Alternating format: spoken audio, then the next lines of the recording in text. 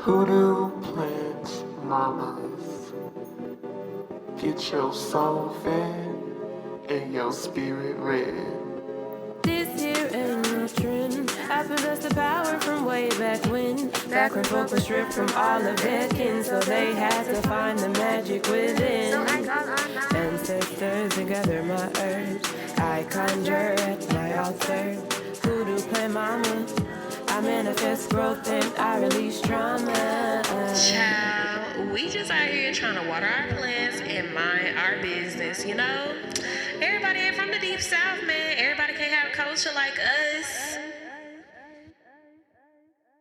Hey y'all, and welcome back to another episode of Hoodoo Plant Mamas. I'm your co-host, Leah Nicole. And I'm Dani B. And before we get started today, Dani B, what are you feeling grateful for? I'm feeling grateful for the trees. I moved into another apartment unit and I get to see more of the trees. They just been carrying me for real through this week, especially at night. I just open my window, lay in bed, and just look at the trees so I fall asleep like, thank you. We here together. So, what about you? I would say I am grateful for my body. I know sometimes my body doesn't think I am because I complain about it being achy and feeling old, but considering what I have put it through its first 30 years and it's still here and it's still getting me where I need to go. I'm very grateful. I'm very grateful it's still going, and I'm trying to do my best to take better care of it, but I am grateful that it has not given up on me. Period. So today we wanted to finish our conversation on Black Earth wisdom. There was so much that we talked about in part one because there was so much in this book, but in this I really wanted to focus on the themes and the thoughts that we were left with.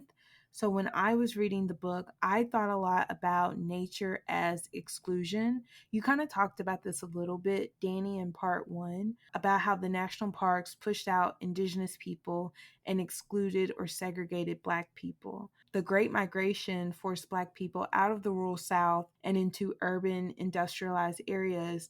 And the white people who were in those urban areas left for the suburbs where they had sidewalks and trees and water features, creating this sort of nature oasis. But it reinforced this idea that nature is for white people and that for a lot of us, we are safer in these concrete jungles, right? We're safer disconnected from the world, living outside of our nature cycles.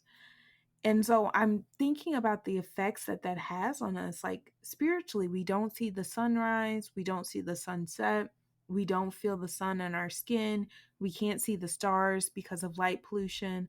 Our local water systems are polluted. We don't have access to the earth technology or to the nature divinations that our ancestors have had access to for millennia.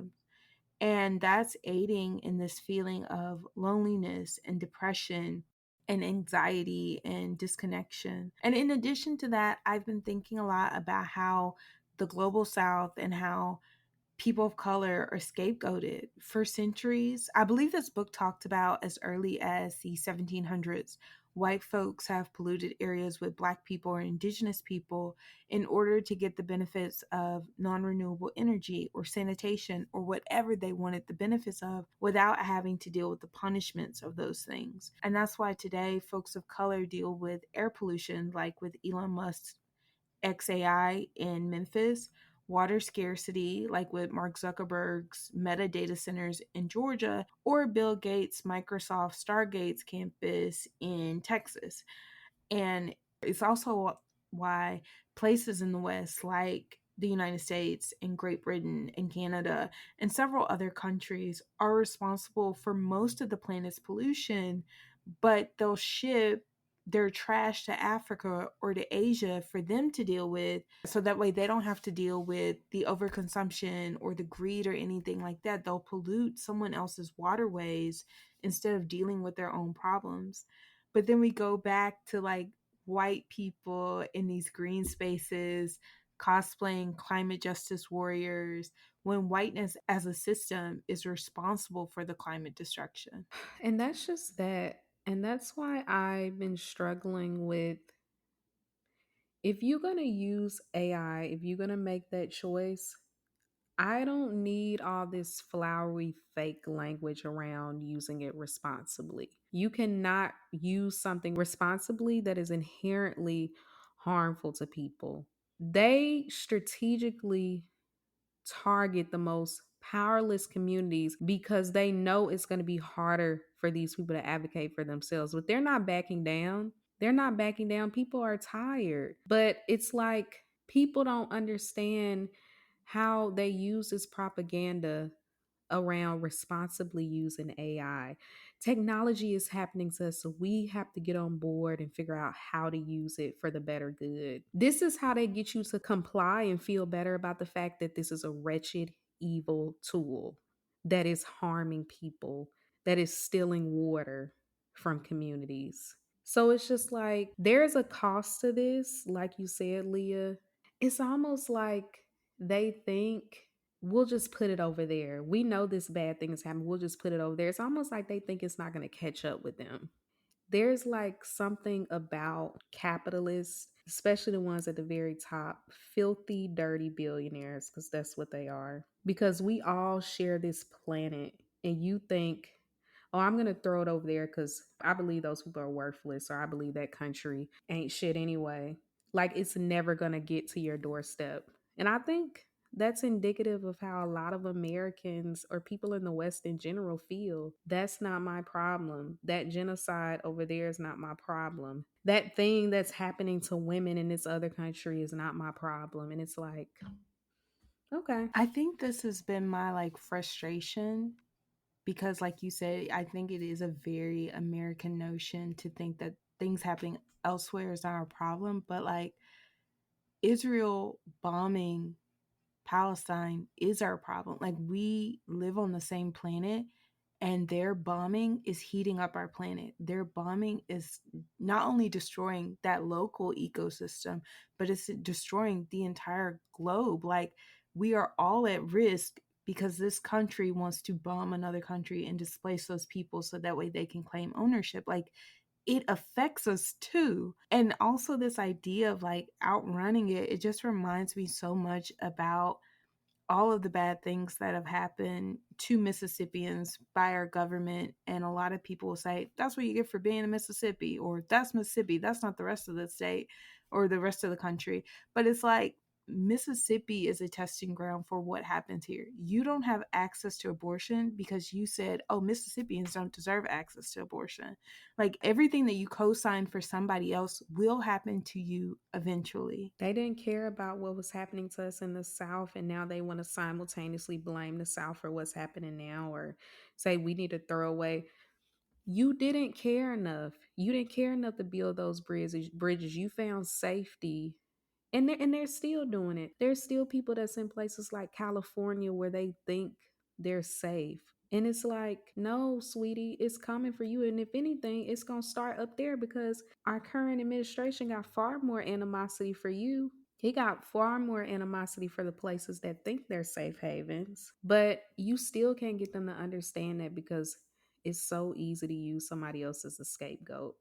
People are literally dying. And y'all learned to post talking about, so how's that third party vote going for you? I need you people to go sit on the edge of a mountain. I'm not telling you to jump because I don't want you to. I want you to sit there and sit with yourself and ask yourself why you still think this shit is about voting. Like reading this book, I've just been thinking about like not only the effects of global racism, but like how racism has cut many of us off from our indigenous knowledge. Like many of us don't know how to swim or plant or love the land. We're afraid of and mistrustful of technologies that could save us. And I've been trying to tell my family that I want a natural burial. I'm on record saying I want a natural burial. Okay. Throw me in the ground loose. But they look at me disgusted at the thought and they think that that's what poor people do. is get buried in the ground loose instead of paying $10,000 for a fancy box to hold your body that's pumped full of chemicals and that's going into the ground where nobody's going to see it. So for me, when I think about the modern funeral, it's a capitalist scam. Like, we're supposed to give our bodies back to the earth. And besides mummies, humans have been doing that forever. It's a very modern practice. I believe Lincoln was the first person that they like pumped full of chemicals because they were taking him around the country to show that he was dead. So like that was the reason for doing that. Like, it's very recent that this has become a normal thing, and I think it's become quote unquote normal because again, it's money making. It's tens of thousands of dollars to bury somebody. But many of us aren't returning to the dust like we're supposed to. We're destroying trees to build these caskets. We're polluting the ground. We're disrupting the nature cycle to not appear poor. The question I have for people who are resistant to natural burials is, what do you think is going to happen when these natural disasters continue to pick up? One of the things that I remember happening during Hurricane Katrina was these caskets floating, these people's bodies getting lost or remains getting lost because we don't got no business putting these boxes in the ground. They don't need to be there. It's such a waste of resources and space, and it's not sustainable. The earth is changing. You spending all that money, it's almost like burying literal money that at some point it's going to come up. At some point it's going to get shifted and pushed and end up somewhere, because the earth is a living thing and it is affected by all of the things that's happening on it, including the climate. And I think about that all the time because I also want to make sure I'm dead, make sure I'm dead, and throw me on in there. Don't make sure I ain't got no box braids in or none either, unless they're biodegradable. And just put me in there. That's the way I want to be, preferably at the foot of a tree so I can get looped up into their roots. You know what I mean? But you can't get people to see past what capitalism has taught them. Exactly. I did want to make a note that I know in New Orleans, they don't bury below the ground because it's basically water. 6 feet below the earth is water, so that's why they're above ground. But you are right. Like, your casket can come up, people can disturb your body because you didn't return it to the earth. And it's just reminding me of like this extractive relationship that we have been taught to have with the earth. Not we come from it and we need to return from it, but it's like, oh, what can the earth give me? I would say another example is earth homes. Ever since I've learned about them, I have been like angry and excited. Angry because white people are now saying that mud huts are great for the environment and they're fireproof and they're cheap to build and they're durable in extreme weather and they're well insulated for the heat and the cold. But earth homes were also the reason that their ancestors killed indigenous people in the Americas and in Africa. So earth homes were seen as a sign of being quote unquote uncivilized in favor of wood homes that needed to clear forest. So anyway, like all of this, like we have been brainwashed to view sustainable ways of living with the land as poor, uncivilized, ghetto, because capitalism tells us that real wealth is in production, is in industry that destroys the earth without a second thought of the repercussions. This is why I say they are selling back our indigenous practices, our indigenous ways of living back to us. That's what a colonizer does. They just running out of shit to colonize. You've colonized nearly the entire world. And now it's like, okay, let's go back to these other things that we vilified these people for, what we used to pop propaganda for in like the media to say, oh, this thing is bad, this is barbaric. And now let's call it something else and sell it back and overprice it and then profit from it and make it so that the people that created it or descendants of the people that created it don't have access to it. Because we can, I don't know how much they're running for, but I'm sure the average person can't afford a fucking earth home, depending on if they've capitalized off of it fully yet. I was gonna say you can build one. I saw someone who built one for like $5,000 and he built it himself. But he went to an earth building school, which again, full of white people, but the school was $2,000 for like a month. So you have to be able to take off for a month, have the $2,000 to go and to learn all of these and then be able to have the time and the resources to build the home. So Compared to an actual like standard home, like that's cheap, but then you got to think about plumbing and all of that. What does that look like? I'm sure that's more money. I think that was the 5,000 with the plumbing because they do teach you like how to do plumbing on that. It's not like modern plumbing, but yeah. So in this book, there were quite a few environmental ancestors that popped up. I kept seeing Harriet Tubman and Fannie Lou Hamer, and we've talked on the show about the connection between their spiritual lives and freedom.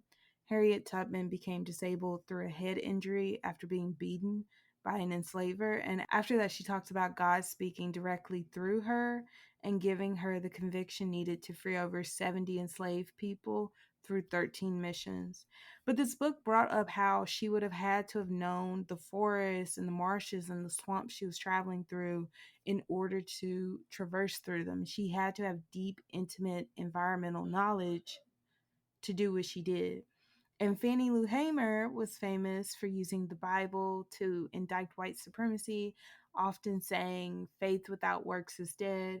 And being a Mississippian, she survived the way many of our ancestors did through self sufficiency because the government basically left them to die. She said, "As long as I have a pig and a garden, no one can tell me what to do." And in 1969, Hamer founded the Freedom Farms Cooperative in Sunflower County, Mississippi. It was an agricultural cooperative built on 680 acres, which included a pig bank, Head Start program, community gardens, commercial kitchen, a garment factory, sewing cooperative, tool bank, and low income affordable housing as strategies to support the needs of Black Americans who were fired and evicted for exercising the right to vote. And that's a lot. And this is what I mean when I say a lot of what Black people say will save Black folks in America. A Black Mississippian has already done the work. But so many of y'all will turn your noses down at us and think we have nothing to contribute. But we've done the work, we just don't have the money. And reading about these women in this way reminded me that freedom comes through knowledge of the land. It's not divorced from it. We have to repair our relationship with the earth if we want true freedom as Black people. If we knew how to navigate the wows, if we knew how to feed ourselves, we don't have to rely on the racist structure to do it for us. When you talk about like not having the resources, not having the money, and this was what I mean, like when you say they left us for dead, so did the rest of the country. Because if the people that spent the most time admonishing Black people about leaving the South pooled their resources and used those resources to support folks in the South, things could look different. Things could look different. To be honest, I've been in this country for generations. My people, this is where we unfortunately got dropped off instead of in the Caribbean or Latin America where I could have been living off the ocean. But I'm not going to, I think about it. I'm a little mad about it. But like when immigrants come here, a lot of them, if they come here to have a better life and get an education, a lot of those people are still sending money and things back home to their family. They're still supporting people back home. When people talk about community and mutual aid and stuff, that is not just like a small community thing. That is something that should happen on a large scale. And it's something that people who had certain privileges and certain types of access up north should have and could have been doing for us down here. When I think about all the things that particularly Fannie Lou Hamer was doing within community, you talking about Head Start program, community gardens, sewing cooperative, affordable housing. That is what it means to take care of your community. But once again, like this is not a one person thing. She couldn't do she wasn't superwoman. She wasn't. She was disabled, she had health issues, and she was economically disadvantaged in Mississippi. And being poor in Mississippi, I just seen someone make a post about being poor in the country ain't the same as being poor in the city. And it's absolutely not. Because at least in the city, you may be able to walk to certain resources. You can't walk nowhere in the country. And if you ain't got a car or the car ain't working, you stuck. It's just that. So I feel like one of the things that I was thinking a lot about with this book was community in a real way. Not just the community, community, community, community, what everybody says online. Community as in all of us. The birds, the trees, Roxy, my cat. All of us. How are we taking care of each other? From up north to down south, Midwest, like that's all. Like you have to think about those with the least amount of power among you and then really put your support behind them because we all know how it works. You will benefit. This is why people are trying to get folks to care about what's happening abroad. But they think that it can never get to them. And then when it gets to you, you're going to act surprised because you didn't care enough when it was them. And it's the same thing within the United States. Yeah, a lot of this just reminded me of how thoroughly brainwashed we are. Like you said, this book is definitely a call for us to be in community with not only each other, but with the land and with the animals. But we have been forced to be reliant on the government. And we believe that without the government, without the US government, right, we'll die. And disclaimer, there are some things in our modern society that I do think are good, like vaccines. Vaccines are good, but nature is generous in a way that capitalism doesn't like. And so it benefits capitalists to tell us that nature will kill us. And I think that this is why we focus so much on the dangers of nature and not enough on the benefits. For example, I in our last episode I talked about eating fruit off of trees, and a lot of the conditioning I've gotten since that age and now has been like, oh, you can't go outside, everything's going to kill you, the mushrooms are trying to kill you, if you eat the wrong berries you're going to drop dead, everything. The snakes are lying in wait to kill you, everything's waiting to kill you. But it does that so that way we can be like, oh, nature's super scary, and all these things that our modern society have made is there to protect us, and that's not the case. And I think that being in an African-based spirituality, being in a nature-based spirituality, it reminds me that it's all connected, like nature, spirituality, and freedom. But unfortunately, a lot of Black people have been taught to be afraid of all three. Yeah, I agree with everything you said. Really moving away from that fear and kind of moving into respect, right? You wouldn't walk up on a complete stranger out in the street. You wouldn't walk up on them. So don't walk up on the bear. Be mindful of the snake and try to step aside. You know what I mean? My bad. I'm in your house, but I need to go through here. And I think moving from fear to respect is a good way to like view it. And I think that's the way a lot of our ancestors viewed it. I think it was respect in knowing that, yeah, some things in nature can kill you. Some animals can absolutely kill you.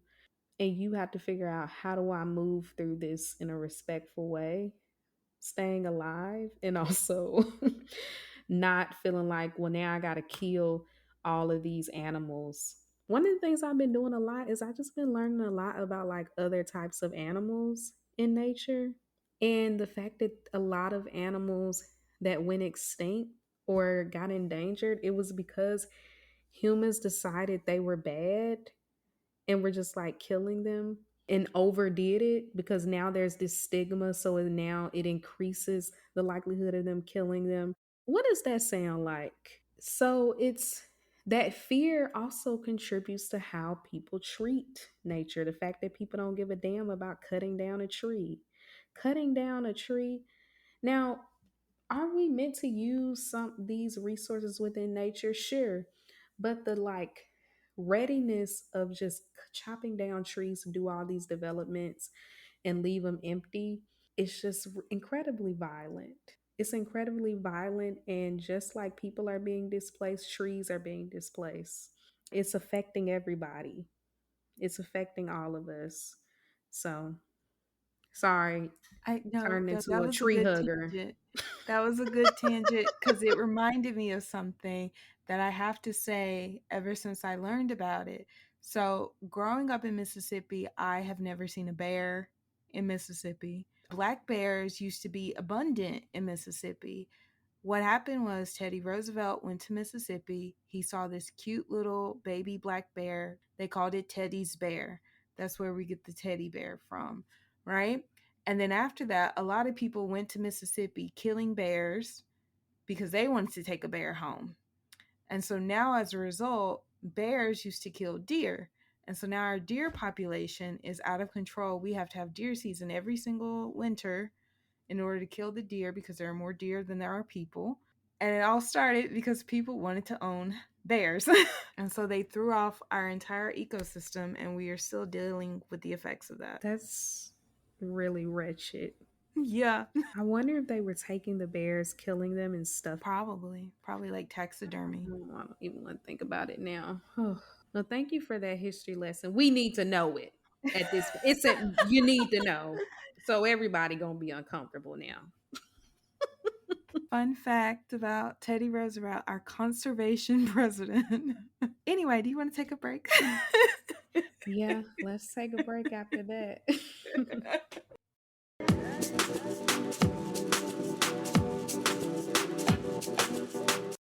Let's get into some ways you can support the Hoodoo Plant Mamas. One is through our bookshop, where you can buy the books that we've discussed with our Writing the Spirit guests. We have a Hoodoo Beginner's Guide, Tarot and Oracle decks, as well as our top reading picks.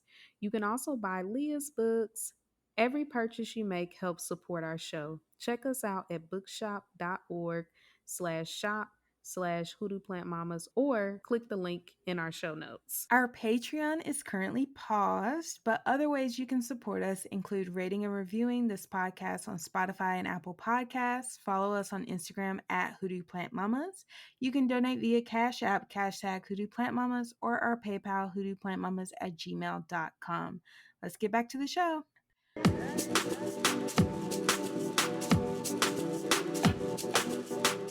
So, something that was reoccurring for me was the theme of the South is the future, and some quotes from this book. Charles M. Blow calls for a reverse migration to repopulate the South and establish a Black political majority in a number of states. Adrienne Marie Brown said, "There's a shitstorm coming one way or another, and we need to build our land based communities to survive through to the other side. For some Black folks, this activated homing instinct means a reverse migration home to the South, planting roots with the folks we want to be in community with." And this is something we've talked before we just had this conversation about the South being the future. There's so many creative people here doing so many great things with so little. And the South, and especially the Black South, is so under resourced, but we have a fighting spirit. We're resourceful. We have solidarity. In my small hometown, Black people have been able to effectively boycott several businesses who have either been outright racist or have racist employees that they support. They would shuttle people to the next county over to shop, to get their groceries, to do whatever to support people. And all I can do is imagine how much bigger we'd be if we had help. I agree. That kind of gets to what I was saying. I do have mixed feelings about this sort of migration back south, because who's migrating? And then, like, are they putting those resources into people who are already here? Because right now, even in the South, even in places like Durham, people have been displaced because of gentrification. And like, you may be able to migrate here. Like, it's something I saw in Mississippi, like in Jackson. People, you're coming from these bigger cities, you're able to buy these houses for cheap. And it's like, how do we responsibly reverse migration and integrate into the community and not price people out and displace them, because I've been having this fear of them coming back this way, doing to the South what they did to the cities, like to the bigger cities, where now after you done push all these poor black and brown folks into the urban areas, now you want to revitalize and gentrify and then push them out for your high rise buildings. So that's something I've been thinking about, and that I was thinking about when I read that quote specifically from Adrienne Marie Brown, because I think a lot about conversations I'm having it with my friends. We can't afford houses. Some have tried, I know of, and failed. Like a lot of black people can't buy houses. So now what? How do we then create these little enclaves of like land based communities? We can't even, like, a lot of us can't even afford land. So I'm just like, I'm just having a tug of war with it. I really am. And it's in conversations I've been having with friends, because I actually do want to live. I've been thinking about it a lot. Like, I want to live with people. I'm tired of living isolated. I don't want to live in the boxes no more. So, how can we support each other and support these communities and not push them out, and then create our little safe enclaves within communities while the other people here are still suffering or without the resources they need? I think that's a great point because I also can't afford a house. I was delusional and I was like, oh, going back to Mississippi, it'll be so cheap and so will the houses.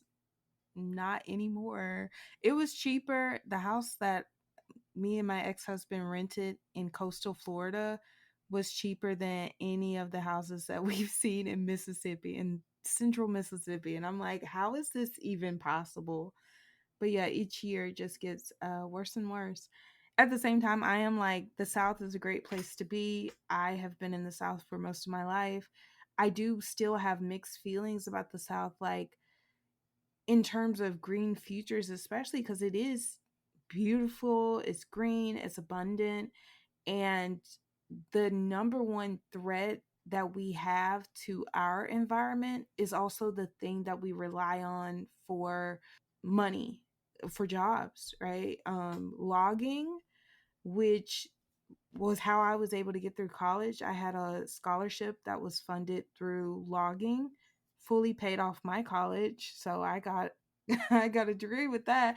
But at the same time, logging is a direct threat to our land. A lot of people get jobs through offshore drilling, working on the oil rigs on the coast. And it's like that is part of BP, but the BP oil spill, but it's like it is affecting our water as well.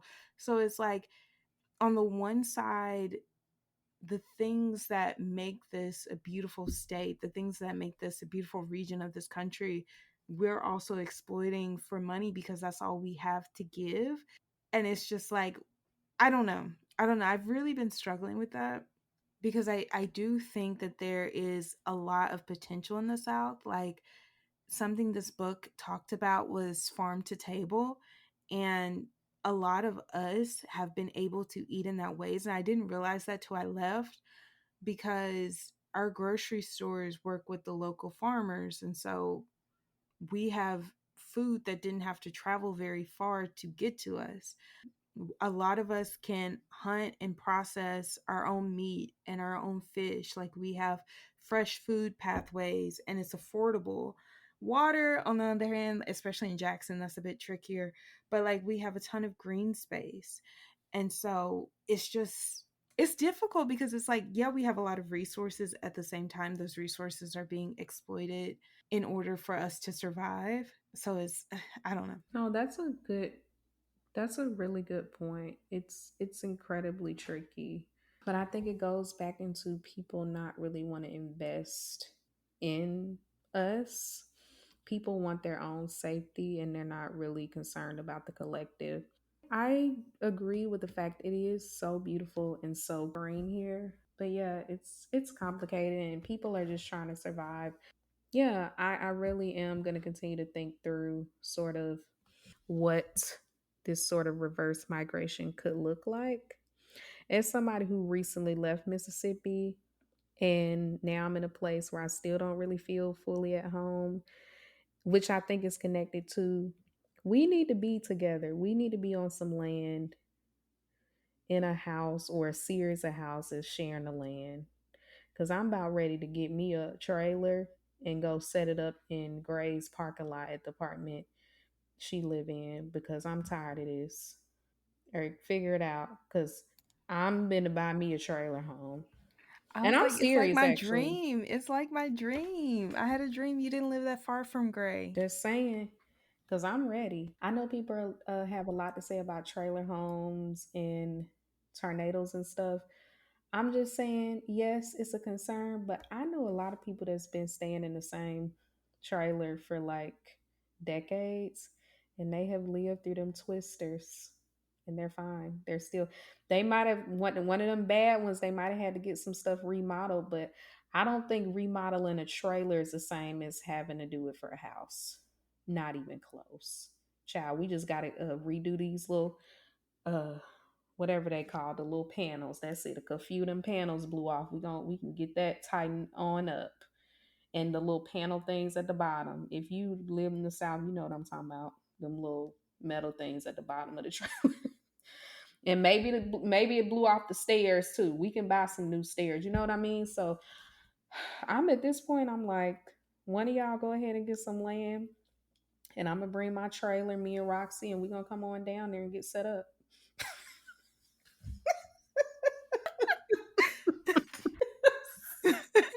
Anyway, So I wanted to end this episode with a question that Leah Penniman asked her interviewees.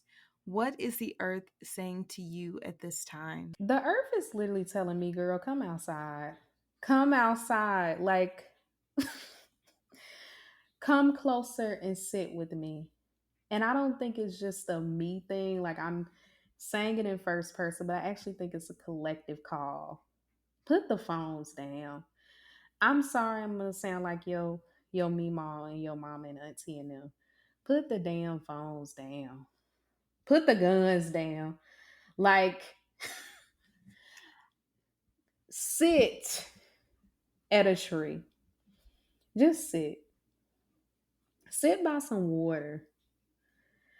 A lot of people just sometimes when I sit by water and just look at it, there's a period in my body where I feel like a little overwhelmed because I feel like it's my nervous system trying to recalibrate. Like, you're safe here. Because I actually think a lot of us are perpetually operating under distress. Even if we think we're chill, we're trying to survive. We are literally under distress. And you go out into nature, take a forest bath, or just sit by a lake or a creek. I think your body knows and feels the safety. Because we're not supposed to be in these boxes. I'm going to keep saying it. We're not supposed to be in these boxes. We really supposed to be living outside. That's all I'm saying. You can disagree, but I feel like we supposed to be outside. Okay? In something sustainable that is of the earth. Earth homes. I'm not even going to piss myself off, but you know what I mean? And so, yeah, she's saying, girl, gender neutral, girl, come on out here and have a seat with me. Let's talk. What about you? I like that message. I feel like that is where what I have been getting personally is to go outside because literally I hate working indoors in an office with those fluorescent lights. I absolutely hate it. I also hate being in the house all the time. So that's been my difficulty a lot with finding a job. And by the time this comes out, I will be in the woods with very limited internet access. Sitting by the lake, sitting under the tree. I'm very excited. I was like, I think that this is definitely what I need.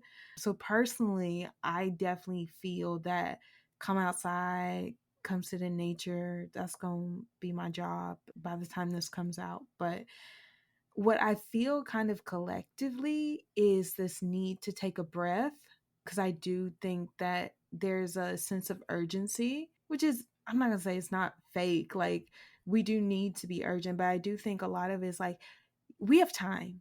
I think a lot of us think like if we don't do so and so right now, the whole earth is going to explode. But it's like we have some time, maybe not a lot, but we do have some time. Like, take a breath, calm down, and then get to work.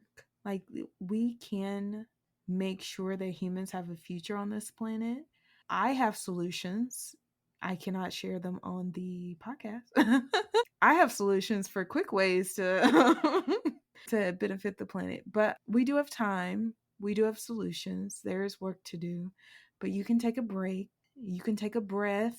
It's not going to be the worst case scenario immediately. Amen. We can talk about those solutions when we get our little plot of land in our trailer homes. We're going to figure that thing out. But amen. Thank you for that. That's it for today, y'all. If you like this episode, you can like, rate, and review Hoodoo Plant Mamas on Spotify and Apple Podcasts. If anything from the show resonated with you, make sure to share with us on social media. You can find us on Instagram at Hoodoo Plant Mamas. Thank you for listening, and we will see ya next episode. Bye. Bye.